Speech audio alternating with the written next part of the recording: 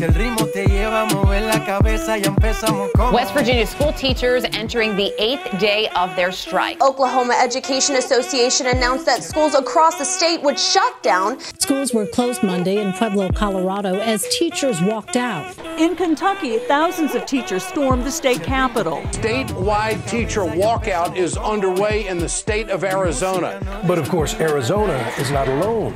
The season of revolt started in West Virginia, where a 9-day strike brought a 5% raise, and then spread to Oklahoma, where teachers forced a rare tax hike to fund a $6,000 bump. Puerto Rico en paro.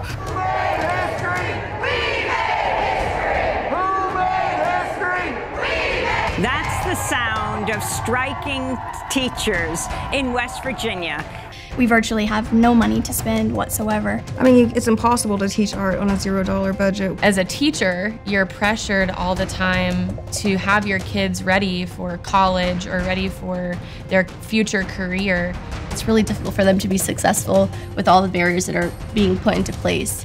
We've been years without proper funding in our state, and it shows. Bathrooms with no doors, leaky roofs, chairs that are falling apart, old textbooks. It's gotten worse in that you're not just cutting the extra stuff, you're starting to cut the critical things that you need to actually function as a school. We're expected to do more and more for less. Larger class sizes. Classroom sizes. I don't know of any other position that you're expected to take on almost 4 times the workload with no additional compensation, and it makes it quite difficult. I've been a teacher for 13 years, and I've never been in a fully funded classroom, ever. It makes me cry. My 3-year-old deserves to have an education where he is fully funded, and we deserve it. Many of our teachers also feel that they have no voice in their classrooms. They have no voice in what they're teaching their students. They are not able to advocate for their students like they need to be to get extra assistance for students that might need it, to get the materials they need in their classrooms for their students. And that's a large part of this whole dispute, is our teachers just don't feel respected anymore. The current situation favors the billionaires and hedge funds because they will get paid before the teachers in the schools. And Wall Street jumps in by stepping up their demands for austerity measures that will make them very, very rich at the expense of the people. Edwin Morales, head of the teachers union, was arrested with other teachers as they broke into the education department in December to try to speak with Secretary Kelleher. He says the storm is being used as a pretext to replace the public system with charter schools and introduce private investment to education. It was a breaking point of this year with the walkout. The walkout started as a grassroots effort. The culmination of years of frustration on the part of teachers. People have just had enough, and they've decided they're not listening to us when we try to lobby, when we try to call, and so we've got to do something big. We've got to walk out to get them to listen. In Mingo County, we had one of the first meetings, and in that meeting, we discussed a Blue Flu Day, which is a one-day sick out. Everybody takes one day. We shut the system down. The last teacher strike was in 1990, so there was a teacher in the room who stood up and she said, listen, y'all can talk about PEIA all you want. You can talk about a Blue Flu Day all you want, but public education in West Virginia has been under assault for a very long time. And when you take that Blue Flu Day, I'll be there with you. I'll stand there with you, but make no mistake about it, we will have to strike.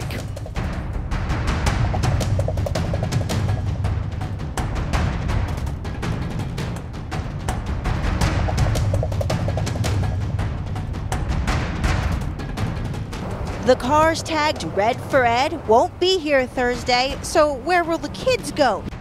Every parent I've spoken to tonight tell me they support the reason for this walkout, but they are worried because their children are not in school. Here in Mesa, a town hall just about to begin here at the Red Mountain Community Church. This one is organized by teachers who were at the state capitol just a few hours ago. They are here tonight to answer questions from parents about why they have walked out of their schools. We are seeing a lot of Red for Ed signs out here in the parking lot. These Mesa teachers tell me they know that some parents are upset about their decision, but they're hoping answering some of their questions tonight will change that. We don't want our children to suffer. but they've already been suffering in the classroom. In Mesa, 3 teachers taking center stage to answer questions from concerned and confused parents. Are we prepared to stay the course? What is an acceptable legislative proposal? Is there any way that we could go back to school and finish out this school year and then not start the next school year? It's inconvenient for me and you. From a mom's perspective, it's horrible. But as a teacher's perspective, it's been horrible for a lot longer than just the last 3 days. Teachers doing walk-ins, demonstrating outside hundreds of schools across the state today before going inside on time to their classroom jobs. It's like an informational picket outside of school before school starts, like as parents are bringing the kids and the school buses are dropping off the kids. So we would hold signs, just all the teachers outside of the school having an informational picket. It's also a really good way to build solidarity with other workers at the school. A lot of people who I just kind of assumed maybe wouldn't be that active or want to be involved with this got really into the walk-ins, and then we saw, that escalate after that. But I was skeptical before doing it, honestly, but they were a really good strategy to build solidarity.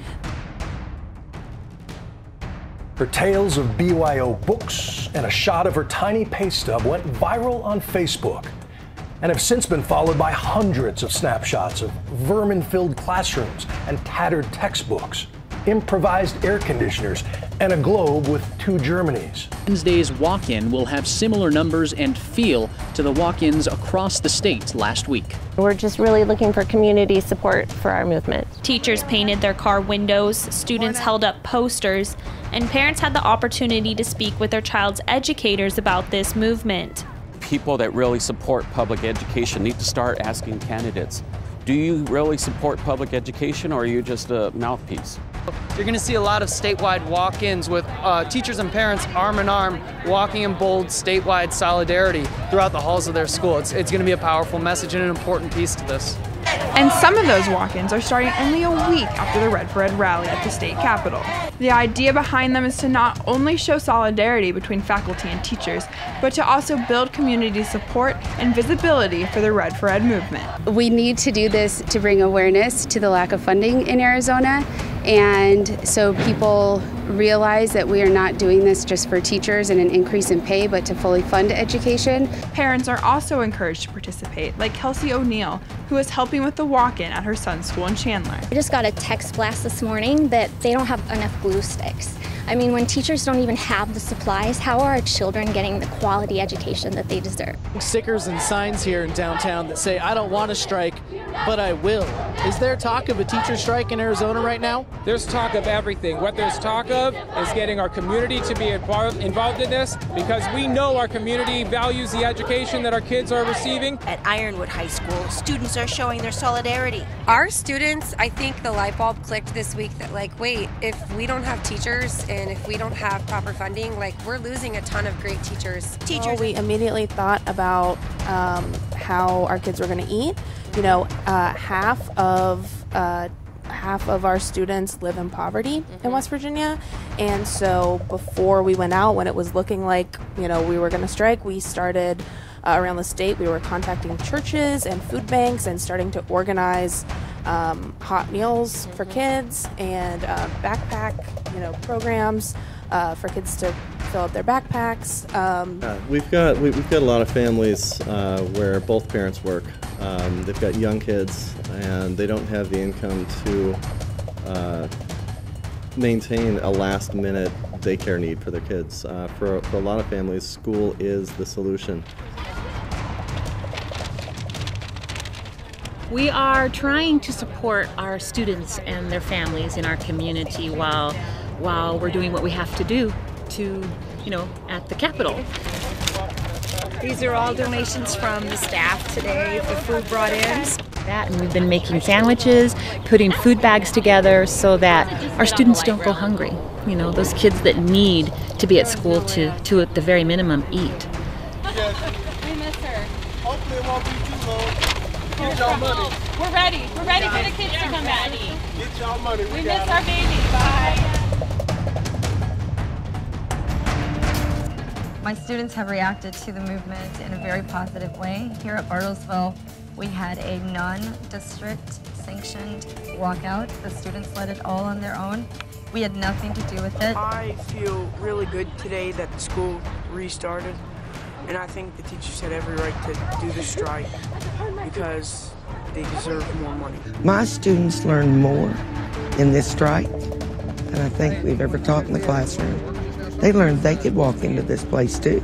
If the promises aren't kept, we do know how to make it back to our state capitol in mass. There are 20,000 of us.